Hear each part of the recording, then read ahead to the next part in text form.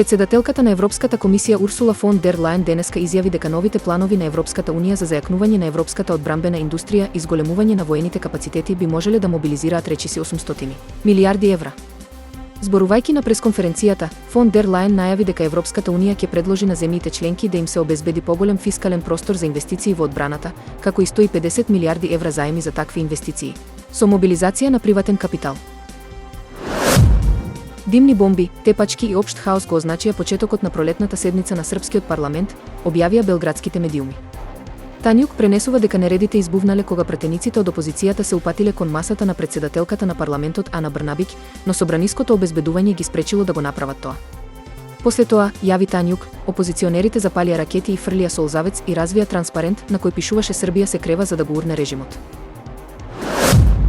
Присуството на Илон Маск, неговата мајка и неговиот 4-годишен син, на председателскиот хеликоптер Марин Уан во неделата вечерта предизвика бурни реакции и критики на социјалните мрежи.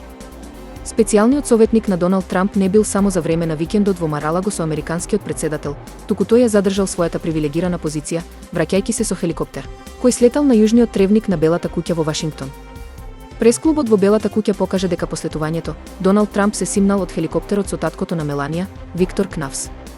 Потоа, објективот се вратил на хеликоптерот, од кој се симнал милијардерот Илон Маск со неговата мајка Меј и неговиот син, кои очигледно ги поминале претходните денови со него. Илон Маск повторно го стави својот син на раменици и ги поздрави новинарите, што очигледно му е омилена навика. Најмалку 16 патници и членови на екипажот се повредени кога крузер налетал на бура кај брегот на Нов Зеланд. Мирното патување се претвори во кошмар, објави Daily Mail.